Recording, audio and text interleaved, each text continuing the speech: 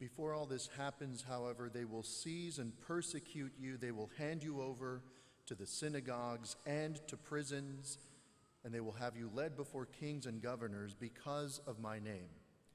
It will lead to your giving testimony. By your perseverance, you will secure your lives. Witness and testimony. One of the words that gets translated into English as witness, sometimes even as testimony, comes from the Greek word martyr, martyrion. And of course we have that word in English, martyr, which indicates typically, those men and women who died for the faith, who were willing to give their very lives so that they might remain faithful to Jesus, faithful to the Savior. And that is the sign that we have sprinkled throughout our history as Christians, that we have a great cloud of witnesses who have given good testimony, who have given good witness to the faith, even unto death. Now, for many of us, we're not going to be called to give that level or that specific kind of testimony, that we literally die for the faith, but there is a spiritual death that we're all called to participate in with Christ every day, a dying to self.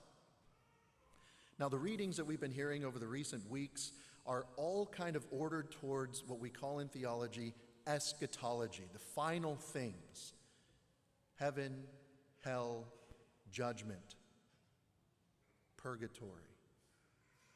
That in the end, all of us will be judged. We will be before the judgment seat of Christ. And so Jesus is speaking, and how the temple was adorned with costly stones, and then they're there asking, or Jesus said, all that you see here, the days will come when there will not be left a stone upon another stone that will not be thrown down. So this was a very radical statement by Jesus, because the temple was the center of the life of worship for all the Jews. That was the place where they were all required to go to offer sacrifice, regular. And today, the church, for us as Christians, is the analogous to the temple, although we have many temples, many churches, altars upon which the sacrifice of Christ continues to be offered every day. This is the heart of our faith. The fathers of Vatican II said the Mass, the liturgy of the Eucharist, is the source and the summit of our faith, from which all of the church's powers flow. Source and summit, beginning and end, Alpha and Omega. But we're very sensible, right? We're always on the lookout for signs. Well, Lord, just, give me some kind of indication that you're with me. When I'm going through difficult moments is when I tend towards the Lord more. God, I can't do it anymore of my own efforts. Save me. And then we start looking out for signs. We beg him for some kind of indication that he has not forgotten me, that he has not overlooked or been deaf to my pleading. So we look to all kinds of things. We look to money. If I just get to that next level of financial security, then I will be secure. Then I will have, the kind of mental stability to be able to do the things that I need to do once I reach this particular level of financial stability. Money will not save anyone in the final analysis. We look to people, another very common and somewhat reasonable, at least there seems to be a reason, a logic to it, that we look to people, persons, political figures and even religious figures, almost as if they are godlike. Well, finally, we have this political figure who's going to be the one to bring us and put us back on track, who's going to save, the country or the state or the city. Or finally, we have, the bishop that we need, or the pope that we've been asking for. We place a lot of stock in human beings, almost as if they might be the Savior. There is only one Savior, Jesus Christ. No bishop, no pope, no political figure saves. Christ alone is the Savior. So Jesus is trying to draw our attention to that final moment. And the temple being the place that in the minds of the Israelites and even for us, I mean, we have a great blessing of a beautiful church. It's very big. When I first arrived here, I was a bit overwhelmed, even in having a tour with Father Philip, just seeing the number of pews, I was already overwhelmed and a bit anxious. Lord, where have you sent me?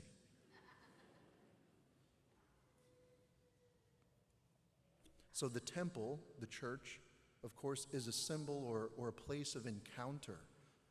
This is where we meet and pray. This is where we worship God and where we eat him, where we drink him, so that he can transform and elevate my eyes and my heart to see that he is indeed about the business of salvation. But he doesn't do that without my cooperation. By your perseverance, you will secure your lives. I recently watched a wonderful film that I would strongly recommend. It's not for young children, but a religious film called Triumph of the Heart, about the life of Saint Maximilian Kolbe. And it I think, depicted very well the heroic testimony, the heroic witness that Saint Maximilian gave. Now, for those who are maybe not too familiar with the life of Saint Max, he was a Franciscan. He lived in the early and middle part of the 20th century, and so he was living during the time of the World Wars. And so during World War II, he was captured by the Nazis. After a short period with some of his other confreres, was allowed to be let go, but then recaptured a few years later. He was sent to Auschwitz, where in one of those frightful days, one of the prisoners was able to escape. And as a consequence of that prisoner that escaped, the guards there chose 10 other prisoners to suffer death by starvation. Saint Maximilian was not one of those initial 10, but one of the 10 was a father and a husband who was pleading for his family. And Saint Maximilian stepped forward heroically to offer himself in lieu of that husband and father. And he indeed was allowed to take the place of that man, thrown in a small prison cell, stripped, and then left to die by starvation. Now, one of the things that, at least in the movie, they show, and I can't attest to the veracity of this, but the guards, as they're taunting them and ridiculing them, and these are all kinds of men. They're not all Catholic. Some were atheists, some were Jewish. They were all different backgrounds. As the guards are throwing them into the cell, they throw in with them a sharp-edged rock. One stone, without much explanation. But the implication is that it might be a way so that they might not suffer starvation, that they might take their own lives. And in the movie, at least, St. Maximilian, pleads with the other men, do not succumb to the temptation. Persevere in prayer. And he took the rock and began to pray. Heroic witness. He did persevere. He watched as his, brothers in that cell died one by one. And it was such a heroic testimony that his fidelity to Christ, remaining faithful through prayer and confidence that the Lord alone saves, the guards grew tired of his persistence and perseverance that he wouldn't die until ultimately he died of lethal injection.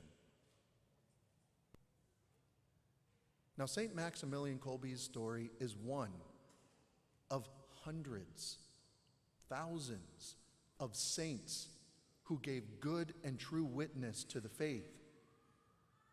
They persevered in all different kinds of trials and struggle, That is what we're called to do as disciples of Christ. Lord, give us a sign. He's given us signs. Get to know the saints. They're alive. They're more alive than we are. They're perfectly united with Christ.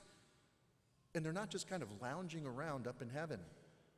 They're still at work, praying and interceding for us, the church militant, those of us who are about the work of our own salvation, cooperating hopefully with God's grace. So here's the challenge I want to offer for you as a way of reflecting upon the great gift of knowing God, the great gift of faith. With the background of faith in mind, I'd like for you to try to identify one or two times in your life when you thought, well, this is the end. I can't go on. My marriage is certainly going to end soon. The Lord has abandoned me. The Lord has forsaken me. Take me. And then, since you're on this side of this whole life, the pilgrimage of your life, knowing that the Lord did save you, well, pay close attention to how he saved you, that he did bring you through that difficult time.